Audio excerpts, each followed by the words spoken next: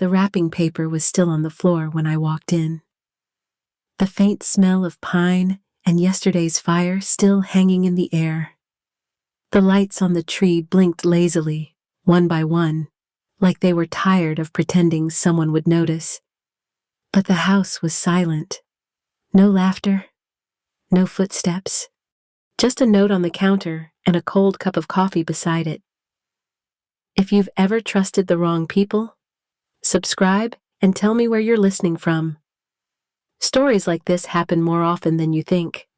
I stood there for a long time, holding that note, realizing that even on Christmas morning, love can vanish without a sound. That was the moment everything started to unravel. It was supposed to be a joyful morning. I remember stepping through the front door just as the faint sound of church bells faded in the distance. The air was crisp, sharp enough to sting my cheeks, and the scent of pine still lingered from the tree I had decorated only days before. For a moment, I stood there expecting laughter, music, the smell of cinnamon rolls. Instead, I was met with silence so heavy it almost had weight. I called out, waiting for an answer that never came. The house was spotless, too spotless. No wrapping paper, no coffee mugs left out, no signs of life. My eyes caught something on the kitchen counter, a folded note beside an untouched plate of cookies. That note changed everything. It said they'd left early, taking a cruise to get some rest. And there, sitting quietly in the corner, was Harold, Greg's father, looking as lost as I felt. He didn't need to say anything. The way his hands trembled, the way he avoided my eyes. I knew he had been left behind, too. I remember feeling a strange mix of disbelief and shame, as if I were somehow to blame for being forgotten. The warmth drained out of me, replaced by a hollow ache that I can still feel when I think about that morning. I made coffee for 2 that day, pretending it was enough. Pretending that being left behind didn't mean being unloved. But deep down, I knew this wasn't just an accident or misunderstanding. It was something bigger, something that had been growing quietly for years, waiting for a moment like this to show its face.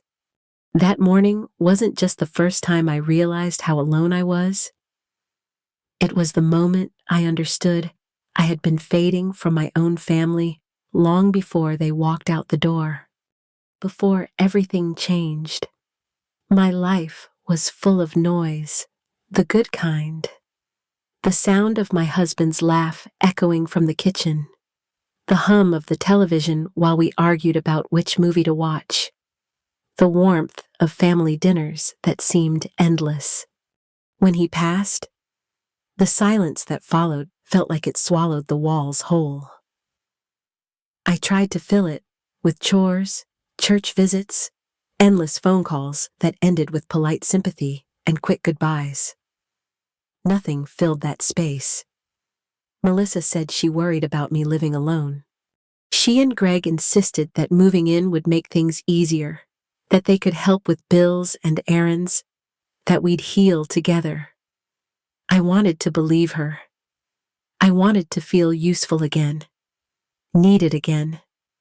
So I said yes. At first, it was comforting, having company in the house, hearing footsteps again. But slowly, without realizing it, I started disappearing. It began with small things, decisions made without me, furniture moved for convenience, my mail sorted before I even saw it. Then came the bank accounts, the bills paid on my behalf. I told myself it was kindness, that they were just looking out for me. But somewhere along the way, I stopped being the woman of the house and became a guest in my own home. Melissa was sweet when she wanted to be. She'd say I needed to rest more, that I shouldn't worry about the details. But every time she smiled that way, I felt something in me shrink. I missed my husband's honesty, his way of looking me in the eye and making me feel seen. I didn't realize how long it had been since anyone had really looked at me. The house was still full of voices, but none of them were mine anymore. I moved through the rooms like a shadow, grateful for the noise, but aching inside it. Somewhere deep down, I knew the silence hadn't gone away. It had just changed shape, and soon I would find out why. That morning, I remember the light cutting through the curtains, sharp, unkind, like it was exposing something I wasn't ready to see. Harold was already awake, sitting at the kitchen table with his hands folded. A man who had seen too much and decided to wait before speaking. There was something about the way he looked at me that made my chest tighten. It wasn't pity, it was understanding. When he finally slid that stack of papers toward me, I didn't want to touch them. I already knew, in some quiet part of me, that whatever was inside would change everything. I forced myself to look. There were messages, screenshots printed out, my daughter's words, casual and cruel, discussing how to manage me, how to use my accounts efficiently while keeping me calm. Then there were copies of checks I had never signed, accounts I didn't know existed. My name scrawled in a handwriting that looked like mine, but wasn't. My throat went dry. I could feel my pulse in my fingertips.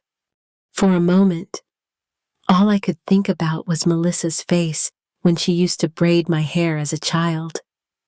Her little hands fumbling with the strands, whispering how she'd always take care of me. That memory twisted inside me until it broke. I felt something collapse in my chest. Not just trust, but the illusion that love alone could protect me. Harold watched me quietly. He told me he had seen similar things before, that Greg and Melissa had already drained some of his savings, using his forgetfulness as an excuse. His voice was steady, almost calm, but his eyes were full of something fierce, a tired kind of defiance. For the first time, I saw him not as a frail old man, but as someone who understood survival. I sat there for a long time, staring at those papers. The kitchen clock ticked, indifferent to the wreckage on the table. My hands trembled, but beneath the shaking, something steadier was forming. The anger came, not wild, not loud, but pure and clean. It burned away the confusion and shame. I wasn't crazy. I wasn't ungrateful. I had been deceived. When I finally looked up at Harold, he didn't need to say a word. The decision was already written between us. We had both been used, discarded, forgotten. But that morning, something shifted. We were done being the quiet ones. After the storm of that morning settled, something inside me began to shift. The shock no longer owned me. The tears had stopped, and in their place came a strange calm, like the quiet after a long storm, when the world feels rearranged but somehow sharper. I wasn't broken. I was awake. Harold sat across from me, sorting through the papers again, methodical, patient. His hands moved with a precision that came from years of knowing how easily people underestimate the old. There was no anger in him, just focus. Watching him, I realized how long it had been since I'd seen someone refuse to surrender. That steadiness grounded me. It reminded me that survival is not about strength, It's about clarity. We started to work together, not with grand plans or loud declarations, but with quiet intent. We compared notes, bank statements, phone records. I showed him letters I'd thought were harmless. He showed me accounts where his own son had withdrawn cash in his name. Every revelation hurt, but it also strengthened us. Two forgotten souls, sitting at a kitchen table, piecing together a truth that no one else would believe. Somewhere between the stacks of papers and the scent of old coffee, I felt something return. Purpose. I hadn't realized how deeply I'd let go of my own authority, how often I had silenced my instincts for the sake of peace. But as Harold and I worked, a spark caught inside me. I wasn't just reacting anymore. I was choosing. We decided to protect what we still had. We'd move our remaining accounts, secure our documents, and find someone who could verify the forgeries. But more than that, we'd watch and wait. We wouldn't shout.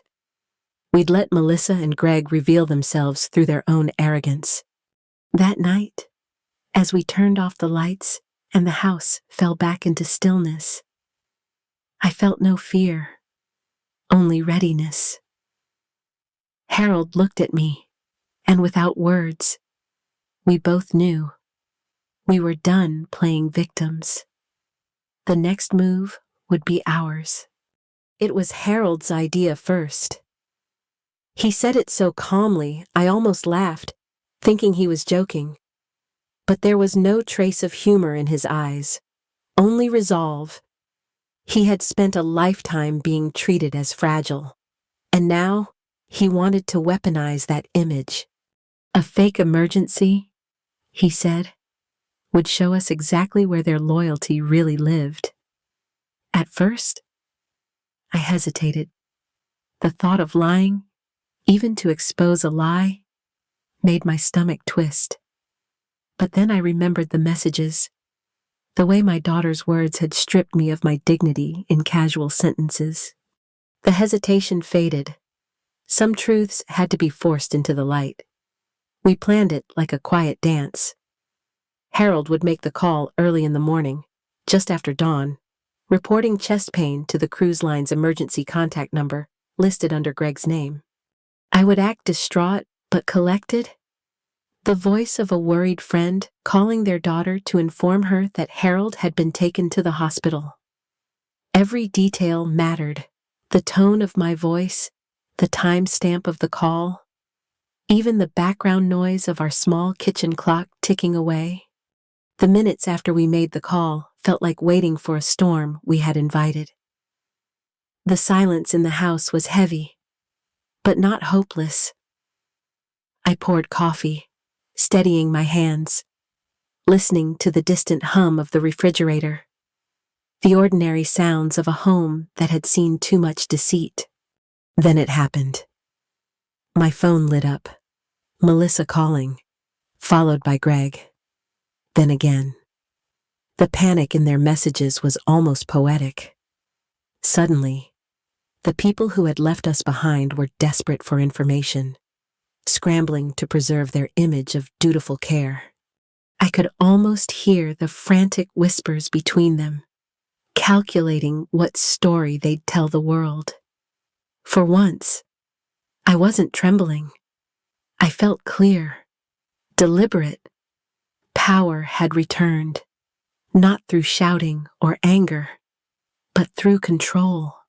Harold and I had turned their game back on them, and they didn't even know it. As I watched the phone vibrate again, I took a slow breath. They'd be home soon, rushing in, rehearsed concern painted across their faces. And when they walked through that door, they'd find two people they no longer recognized. The forgotten had remembered themselves. I heard their car before I saw it, the screech of tires in the driveway, doors slamming, hurried voices cutting through the morning stillness.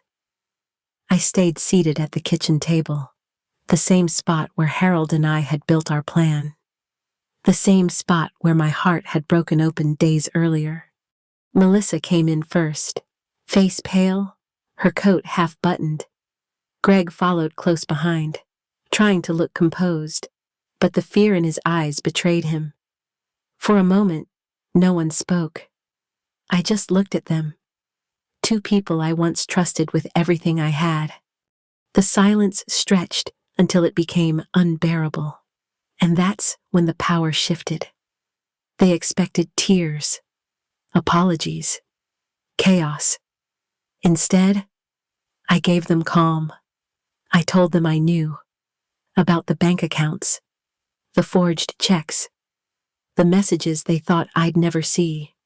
Each truth came out like the steady ticking of that clock on the wall, marking the end of something sacred. Melissa's lips trembled as she tried to explain, but her voice caught in her throat. Greg shifted his weight, looking anywhere but at me. For years, I had been afraid of losing them.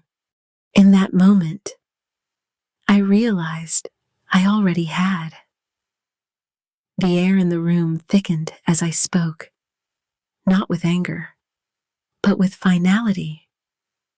I told them how it felt to be left behind on Christmas morning, to find a note where love should have been. I told them how I'd spent months believing I was the burden they claimed to carry, only to learn I was their source of comfort, of money, of control. The betrayal wasn't just theft. It was erasure. Then Harold stepped forward. He didn't need to raise his voice. His presence alone was enough. He confirmed what I'd said, his steady tone cutting through their defenses. Greg's shoulders slumped. Melissa looked small, almost childlike, stripped of pretense. The people who once held all the power now stood before us exposed. When it was done, I didn't shout. I didn't cry. I simply stood, my hands still and sure, and told them I was finished being afraid. I told them they'd taken enough from me and from themselves. As they stood frozen in that kitchen, I walked to the doorway, the same doorway where I had once stood waiting for laughter, for family, for love that never came. The light outside was cold, but it felt honest. I breathed it in, steady and unbroken. For the first time in years, I felt the quiet wasn't emptiness, it was peace. But deep down, I knew the story wasn't over. Something else was waiting, just beneath the surface. After they left, the house fell into a silence so heavy it almost pressed against my chest. The echoes of what had just happened still hung in the air. Their faces, the shame, the disbelief. I sat at the table again, tracing the grain of the wood with my fingertips, trying to steady my breathing. For the first time in days, I didn't know what to feel. Harold came in quietly. He placed a small envelope on the table and slid it toward me. His eyes told me it wasn't over. Inside were papers, printouts, letters, fragments of a truth we hadn't seen, debt notices, failed investments, personal loans taken out in Greg's name but connected to Melissa's account. It wasn't just greed. It was panic. Years of poor decisions, buried under pride. They hadn't been trying to destroy me. They were drowning, and I was the nearest thing to hold on to. The realization hit harder than the betrayal itself. I wanted to hate them, to hold on to that clean, sharp fury that had kept me upright. But now, the edges blurred. I saw my daughter as a woman cornered by life, clutching at whatever scraps she could find. I saw Greg as a man pretending to be strong because he was terrified of being ordinary. Their cruelty hadn't come from power. It had come from fear. The empathy surprised me. It hurt worse than anger ever did. Understanding them didn't excuse them, but it made everything messier, more human. Love and betrayal had tangled together so tightly that pulling one free only wounded the other. I sat there for a long while, listening to the rain tapping against the window, the slow rhythm of a world moving on. My heart was tired, but lighter somehow. I didn't forgive them, not completely, but I understood enough to stop carrying their sins as my own. Forgiveness, I realized, isn't about letting someone back in. It's about freeing yourself from the weight of what they did. And as I watched the rain streak down the glass, I knew that tomorrow I would start again. Not as a mother who was betrayed, but as a woman who finally understood the cost of silence. In the weeks that followed, the house felt different. Not empty, just quiet in a way that finally made sense. The walls no longer echoed with someone else's demands. The air felt lighter, like it belonged to me again. One morning, I sat at my kitchen table, that same familiar place where everything had begun, and I signed a small stack of papers. It wasn't dramatic. No shaking hands, no tears, just a clear decision. The house, my savings, the insurance. All of it was now under my name alone, protected from anyone who might try to twist my love into leverage again. It wasn't revenge, it was release. I didn't want to punish Melissa or Greg. I just wanted peace, the kind that doesn't depend on anyone else's approval. I asked my lawyer to send them a short letter. No anger, no accusations, just truth and finality. I wished them well, but from a distance. That distance was my new form of love, one that didn't destroy me to give them comfort. Harold and I settled into an easy rhythm after that. We made breakfast together most mornings, laughing softly over burnt toast and uneven coffee. Sometimes we sat in silence, reading or listening to the radio. There was no need to fill the quiet. It was enough to share it. He reminded me that life, even after heartbreak, still had room for small joys. We were two people who had been left behind, yet somehow found our way forward together. I walked through the house one afternoon and began rearranging things. Not for anyone else, just for me. The guest room became a sewing room. The family photos stayed, but I moved them from the hallway to my desk, where I could see them when I wanted to, not when guilt told me to. Every change was a quiet act of reclamation. I learned that healing isn't loud. It's not about proving you're strong. It's about choosing not to live in the shadow of pain anymore. Forgiveness, I realized, doesn't mean forgetting. It means no longer letting the wound define your worth. If you've ever had to choose peace over anger, you know how hard it is. But sometimes, that's the only way to find yourself again. Have you ever had to walk away? Not out of hate, but out of love for yourself. Tell me in the comments. I read everyone. When I look back now, it almost feels like a story that happened to someone else. But it was me. Every ache, every moment of silence, every small step back toward myself. I used to think the worst thing that could happen was being left behind. Now I know the real loss is forgetting who you are while trying to keep others comfortable. I'm not angry anymore. There's sadness. Yes. But it sits quietly beside gratitude.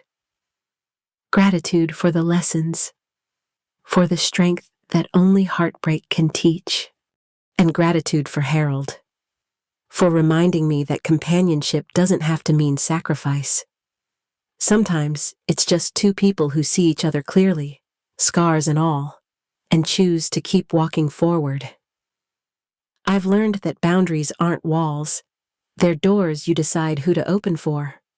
I've learned that forgiveness isn't weakness, it's the quiet refusal to let bitterness take your peace. Aging has a strange kind of clarity to it. You stop chasing explanations and start building peace in the small places: a tidy kitchen, a morning walk, the comfort of your own company. If you've listened this far, I hope you hear this. Whatever you've been through, it doesn't define you. You can choose peace, even after betrayal. You can start again, no matter how late it feels. So, tell me, have you ever had to let go to protect your peace? I'd like to know. Tell me in the comments. I read everyone.